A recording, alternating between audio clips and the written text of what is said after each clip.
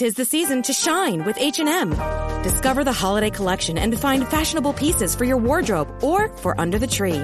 Get inspired and dazzle with this year's glam. From tuxedo styles, bow detailed pieces, impressive prints, and more. From unforgettable looks to unforgettable gifts. With fashion finds to home decor, find it all at H&M. Treat your loved ones and yourself this season. Shop in-store or at hm.com. This episode is brought to you by Vital Farms. Isn't it bullshit to have to question where your food comes from? At Vital Farms, you can trace your pasture-raised eggs all the way back to the source, the pasture. On the side of each pasture-raised carton of eggs, you'll find the name of the farm where your eggs were laid. And when you look the farm up on their website, you'll get a peek at all the sunshine, fresh air, and open space the hens enjoy. Learn more and find out where to buy them at vitalfarms.com. Vital Farms, keeping it bullshit-free. Get everything you need for your holiday meal at Whole Foods Market. Right now, you'll find animal welfare certified rib roast on sale. It's a deliciously crowd-pleasing centerpiece. Plus, save on spiral sliced ham, bone-in lamb, and seasonal produce like sweet potatoes and Honeycrisp apples. For ready-to-eat sides, head to the prepared food section. Done. And remember that Whole Foods Market caters. Order gourmet catering at shop.wfm.com. Bring the holiday magic with Whole Foods Market. This episode is brought to you by Klaviyo, the platform that powers smarter digital relationships. With Klaviyo, you can activate all your customer data in real time, connect seamlessly with your customers across all channels, guide your marketing strategy with AI-powered insights, recommendations, and automated assistance, deliver experiences that feel individually designed at scale, and grow your business faster. Power smarter digital relationships with Klaviyo. Learn more at klaviyo.com/Spotify. That's KLAVIYO.com/Spotify. Welcome to the Human Capital Innovations Podcast, your go-to source for personal, professional, and organizational growth and development. We hope you tune in often for all things people management, organizational development and change, organizational leadership, and social impact related. Maximize your personal and organizational potential with Human Capital Innovations Podcast.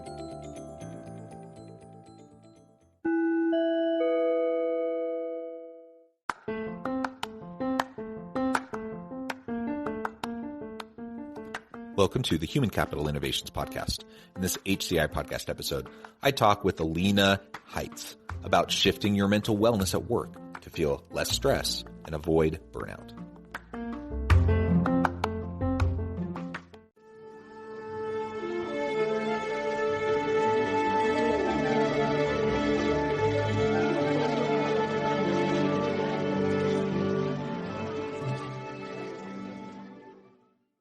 Alina Haitz, welcome to the Human Capital Innovations Podcast.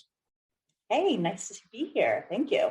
Yeah, it's a pleasure to be with you. I'm super excited for this conversation. Today, we're going to be talking about mental wellness in the workplace. We're going to be talking about how we can shift our mental framing at work so that we can feel less stress and avoid burnout. We know that burnout is a huge, huge challenge in the workplace today. I think during the pandemic, it's even received more attention because of the challenges people have been facing, trying to work remotely and balance work, family, and all the different aspects and the health concerns and all those anxieties. Many people having to try to help their kids, doing homeschool while working from home. So there's just all this stuff, right? That's been adding to the complexities of how we live our life over these last couple of years.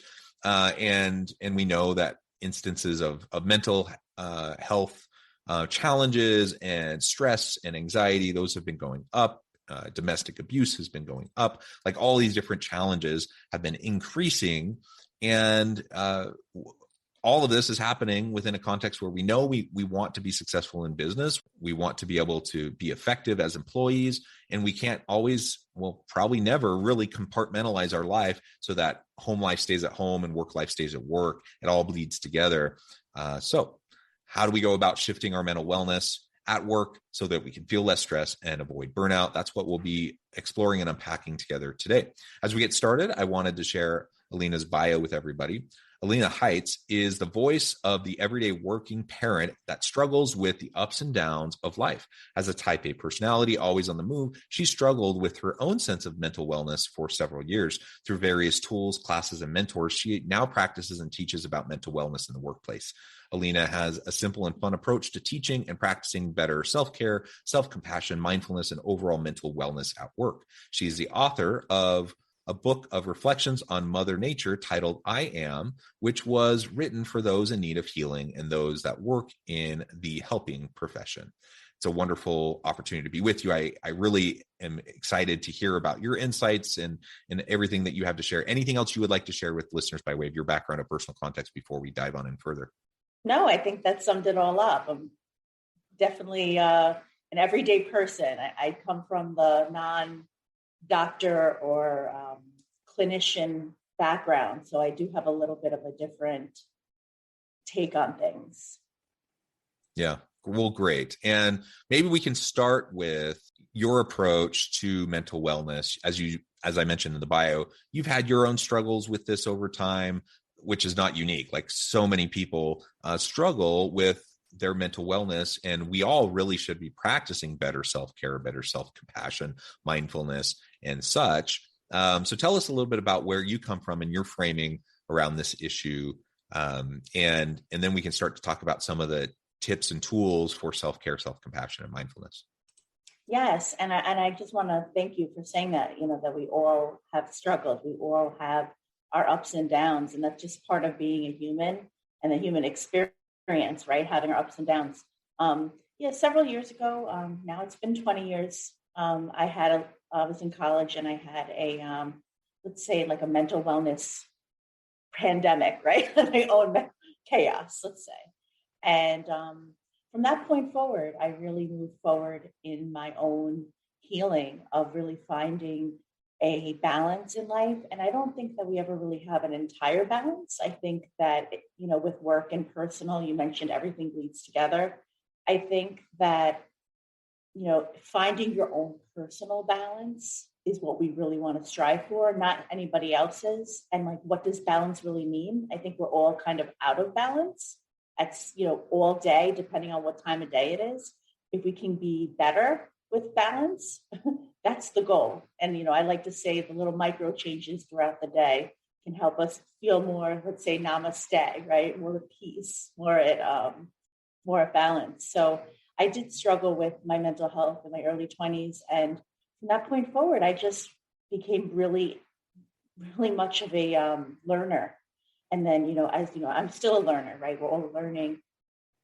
But I always found myself guided to find healing within the mental wellness field. And now, because we've been through a pandemic I don't want to say been through, we're still in it, but it's I see the light at the end of the tunnel here, right? So, I'm seeing that the essential workers, the healthcare professionals, they're burnt out and stressed like everyone else. But I realized when I was at a conference, a respiratory care conference, and I asked in the chat, how are you feeling? Get everything you need for your holiday meal at Whole Foods Market. Right now, you'll find animal welfare certified rib roast on sale. It's a deliciously crowd-pleasing centerpiece. Plus, save on Spiral sliced ham, bone-in lamb, and seasonal produce like sweet potatoes and Honeycrisp apples. For ready-to-eat sides, head to the prepared food section. Done. And remember that Whole Foods Market caters. Order gourmet catering at shop.wfm.com.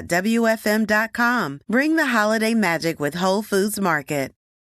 And I couldn't believe the anonymous chats that I was getting. It gave me chills almost, because it was like, wow, these healthcare professionals are really struggling. They're resentful. They're tired. They're angry. They're drained. Some of them just don't feel good anymore, and they lost their passion. And I'm not saying it was all negative, but it really hit home. I'm like, this is important. Our healthcare professionals that take care of us, they need to be taken care of too. They need to practice their own sense of mental wellness and self-compassion and self-care to really help others, right? That whole idea of like putting on your oxygen mask, filling your cup first before you pour onto others. That idea. It's cliche, but when we really look at it, it's vital. Yeah. I really appreciate that. And we have all the first line workers and first responders. And I think, in an organizational setting, leaders have taken on a really heavy load too, because they've been trying to look out for their people, and they've been trying to show compassion and empathy and understanding and accommodations for their teams, not always getting that same support themselves. It's the same idea that you were just sharing. And so I think we need to have extra compassion towards leaders in our organizations, give them the benefit of the doubt, try to help them and ease their burden, ease their load whenever possible. They will very much appreciate it. I'm sure they need it.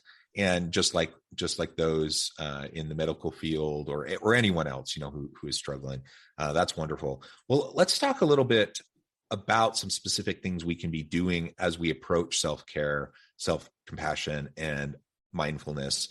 Because there's a whole bunch of things we can do. But how do we get started, especially if we find ourselves in a really high stress, high anxiety, kind of even borderline burnout kind of a state?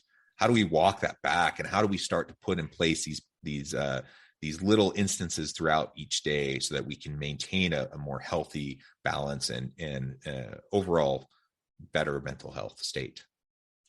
And this is the question I get every time I get interviewed. How do we start? And I always answer the same way. We have to meet ourselves where we are. We can't expect ourselves to be gurus of meditation and self-care and self-compassion if we're running at a high level of almost near burnout or burnout. We have to give ourselves, some people may say grace, some people may say self-compassion, but it's really like meet myself where I am, and let's start small. Let's start tiny, and my whole philosophy is I'm not going to give you more work. You have a lot of work. You were talking about CEOs and leaders, heads of organizations. They have a laundry list of to-dos. They have more work than they probably want to know about, right? And more responsibility. So I'm not going to say, okay, you need to meditate 30 minutes a day. Let's be reasonable. Let's start with what you can do. And I'm not going to tell you to eliminate anything right away. Let's add something in, something minor. Maybe it's waking up 5 minutes earlier. Maybe it's just waking up 5 minutes earlier and breathing and starting your day without being connected to the cell phone. Maybe it's taking a break and having some gratitude, like writing you sound like, a little cheesy, gratitude list, but just starting out the day saying, you know what, I'm grateful that I have a job, that I have feet that I can stand on and walk to the bathroom, like in the morning, and then brush my teeth, and just starting that soundtrack of having gratitude and shifting that mindset. Well, and how do we start that? Because it does feel overwhelming. People say, I want to take breaks. I want to go on walks. I want to meditate. I want mindfulness practices. I want to do deep breathing. I want to do these things, but I'm just so busy. I don't have the time. I'm running from thing to thing to thing. I'm going from back-to-back meetings all day long and putting out fires all day. How do we interrupt that framing and that kind of a lifestyle, a workplace experience, so that we can start to have these things in place that will make a difference? And I want to share that that's the exact person that doesn't have time in between meetings. That's the person that needs to hear this the most, right? Because it's all about your routine. If everyone has a busy life, everyone has an eventful schedule, right? If we're not planning our day, somebody else is, right? That whole idea, you're in management and leadership. They say, if you're not managing your time, time is managing you. That's just like a basic, right? So if I really want to do something in my life, I will take the time to do it, right? We take action on what we value. If we really want to incorporate a meditation practice, make it doable. So maybe it's 2 minutes, setting your alarm on your cell phone at 3:00 that I'm going to go outside, take a walk for 2 minutes, start small. But if we're not willing to take our cell phone out and make an alarm and look at our day and be strategic about our day, then we're not really wanting to meditate. We don't really want to be more mindful, because we also need to know the why. Why do I want to be mindful? okay, let's be mindful. Let's be more, routine focused. But the reason we want to know why, well, to be more mindful, more life satisfaction. If we're more mindful and more compassionate, we'll perform better eventually. Everyone's all this multitasking. Well, did you know that if you're more mindful and you do one task at a time, you'll do it better and more efficiently and sometimes quicker. So knowing the why behind the actions, like anything in life, is really important.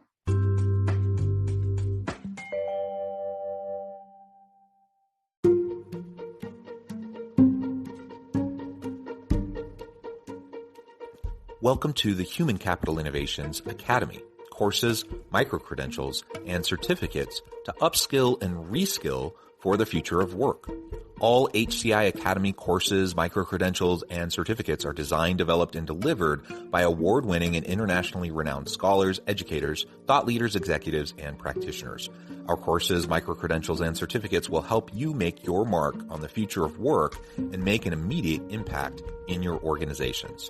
Check out the HCI Academy and our many course offerings and certificates to upskill and reskill for the future of work.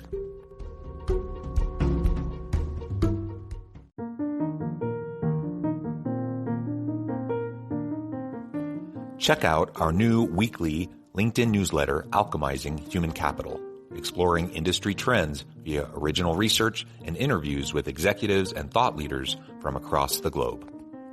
We look forward to having you join us.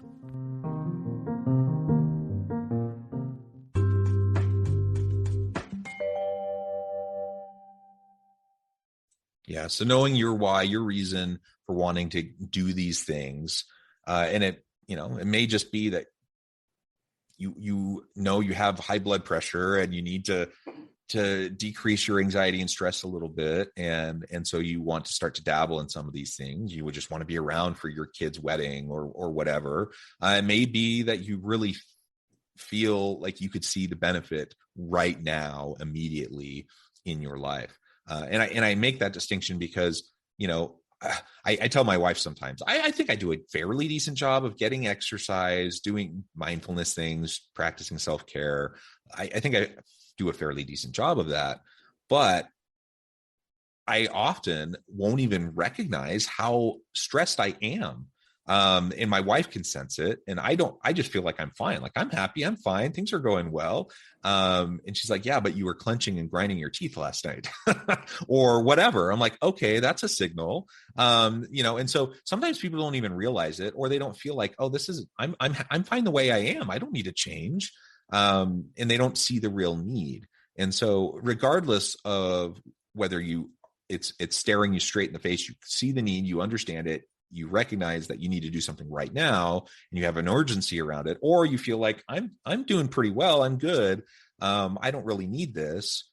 Chances are you do. I mean, I think everyone does. And so we just need to learn to recognize the subtle ways that stress can overtake us. And even if we feel like we're pretty balanced and pretty happy, we can always do better. And we can find greater balance, and we can do just simple things.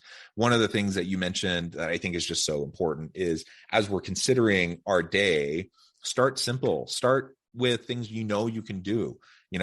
Going and hiking for an hour up in the mountains may not be even remotely reasonable for you. It might start with a 10-minute walk with the dog, or it might just be 2 minutes of deep breathing, or literally consciously taking that 30 seconds as you're walking from meeting to meeting to practice some deep breathing. Just simple things like that can make a really big difference in our day, but we have to be attentive to it because very quickly we can just get sucked into the busyness of everything that we're trying to do. And busyness can be addicting. I mean, busyness, we get that, there's science behind that. I'm not a doctor, so I'm not going to get into that. But busyness can be addicting. Work can be addicting. And, if we're aware enough to say to ourselves, okay, I need to slow down because I'm in robot mode, or like I say to my son, zombie mode, I'm just going, I don't even know how I got to my destination. I drove there, I took the train, but I was in another world, not being mindful, not being focused. So when we are more focused on having some self-compassion for ourselves, but also knowing that like, okay, so if I keep operating the way that I'm operating, by the time I get elderly, I'm going to be like not as well as I can be. You know, I always find that people who take moments for themselves and have a mindful breath or practice better self-care, they also sleep better. And sleep, I was just talking about this in another interview. Sleep is key to success, mental wellness, and physical wellness. Sleep is a primary need. If we're not, water, food, sleep, so making these little changes are actually better, long, sustainable changes for us that we can build on, as we go. Yeah. And what can we do? So I'm a leader in an organization, a CEO, an executive, or even a, kind of mid-level leader. I have a team of people that look to me, that rely on me. What can I do in my role as a leader to recognize the signs of stress and anxiety and burnout, employee disengagement and such? And what can I do to proactively help my people practice better mental wellness approaches to their day consistently? And that's it. A lot of CEOs and leads of companies, they just don't know what to do. They know that there's a problem. They know people are getting burnt out and stressed. They don't know what to do. Like anything else, when we want to know what's going on, I always say, let's get a pulse on what's happening with everybody. Maybe it's having a anonymous survey, like, how are you feeling? Like I did at that respiratory care conference. How are you feeling? What's going on? What are your priorities? Do you feel you have work-life balance working here? Are you engaged? These kind of, you're a researcher, doing these, asking questions is like the first step to really, that's what I do with organizations. What is the pulse? What's happening here? How burnt out are people? Or how, and that, burnout connects to engagement. If you're burnt out at your job, likely you're clocking out at 5, you're running out the door, you're not engaged at work, or if you're burnt out, you're clocking out at 10 and you're still not engaged at work. You know what I mean? So getting a pulse of what's actually happening. If I was a CEO of a company, I want to know what are the struggles that people are really facing, and then build a wellness program around that, or a mental wellness or engagement strategy around that. Yeah, and it just all starts with intentionality and awareness. And I would also say modeling for your people, practicing self-care and self-compassion and all of these sorts of things that we've been talking about. If I'm running around like a chicken with my head cut off and I'm barking at people and I'm like, everyone can tell my anxiety level is up to here, guess what? My people are going to end up being in that same kind of a mindset and that same type of an environment. So I need to model it for my people. I need to take a moment at the start of a meeting to acknowledge that people might be struggling, and to take time to connect with people on a real human basis. Just some of these simple things, and just encouraging your people, hey, take a mental health break. Go on a walk. Let's have a walking meeting. Like there's just so many little things you can do to model this and demonstrate it for your people, and they will appreciate it, because that then gives them permission to do it as well. It shows them an example of how to do it, but it also gives them permission to do it, because sometimes we just feel trapped because our boss might give lip service to a certain thing, but then they behave in a different way, and then we worry, like, what's going to happen to us if we actually do this thing? Is it going to hurt my his or her perception of me in the workplace? Is it going to hurt my potential for good projects, or working with good clients, or a promotion, or whatever?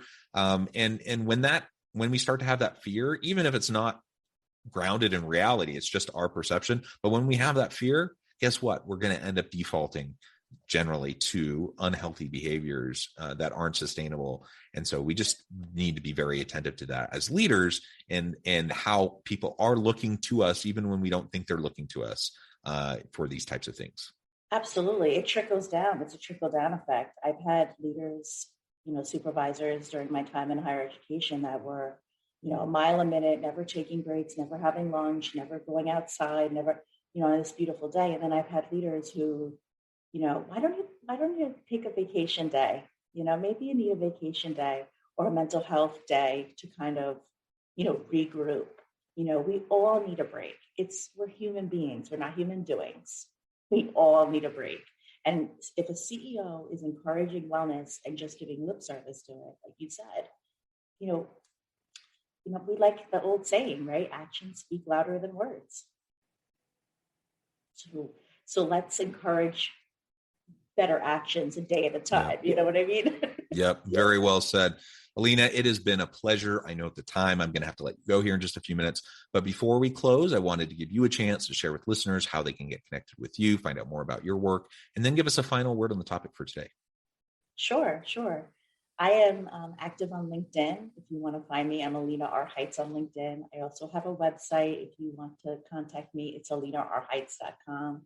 I work with all types of organizations, mostly focused on healthcare, providing training, speaking, and consulting. And to leave, my last words, let's focus on minor changes, meet yourself where you are, and model, like what John said, model and show up the best you can. If you're showing up, you're doing it right. I love it. Thank you, Alina. It's been a real pleasure. I encourage listeners to reach out, get connected, find out more about what Alina and her team can do for you. And as always, I hope everyone can stay healthy and safe, that you can find meaning and purpose at work each and every day. And I hope you all have a great week.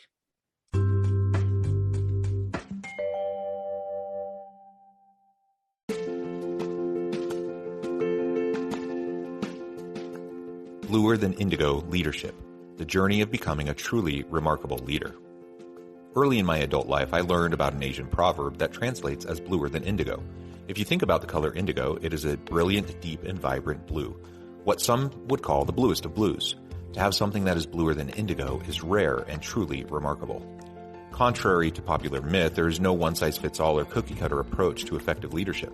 There is no silver bullet, no secret sauce, no go-to model that will solve all of your problems. The truth is, great leaders have all had their unique strengths and flaws, and have all had to discover and then pave their own distinctive path in their life's journey to fulfill their leadership potential. Bluer Than Indigo Leadership will help you discover your own path and explore those ordinary, everyday actions that will help you respond to an uncertain future and produce extraordinary results for your individuals, teams, and organizations.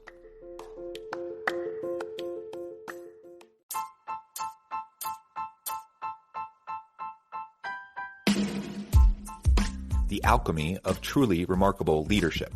Ordinary, everyday actions that produce extraordinary results. Consider how the nature of work has shifted over the past 50 years. With increased globalization, rapid technological advancement, and the shift in economic composition, the average job of today looks very different than the average job of 50 years ago. What will the jobs and organizations of tomorrow look like? Moreover, what does this all mean for organizational leaders? What are the core competencies and capabilities of organizations and their leadership that are prepared for continued disruption and geopolitical and socioeconomic shifts? Regardless of what the future holds, increasingly, leaders need to be socially minded, data-driven, decisive, champions of talent, and disruptors of the traditional notions of leadership, teams, organizations, and work.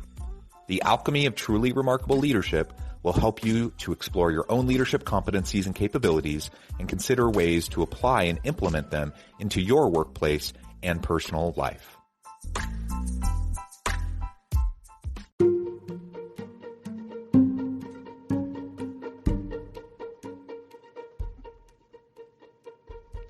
Check out Human Capital Innovations magazine, Human Capital Leadership. Human Capital Leadership is a free, interactive e-magazine with the mission to help individuals, leaders, and organizations find innovative approaches to maximize their human capital potential. We publish issues quarterly in August, November, February, and May. Take a look at the latest issue and let us know what you think.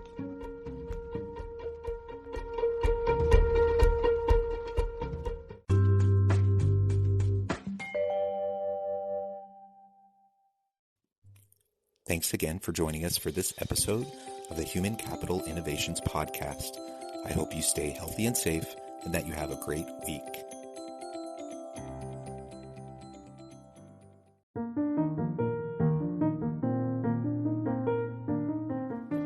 Check out our new weekly LinkedIn newsletter, Alchemizing Human Capital.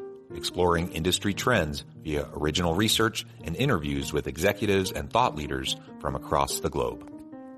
We look forward to having you join us.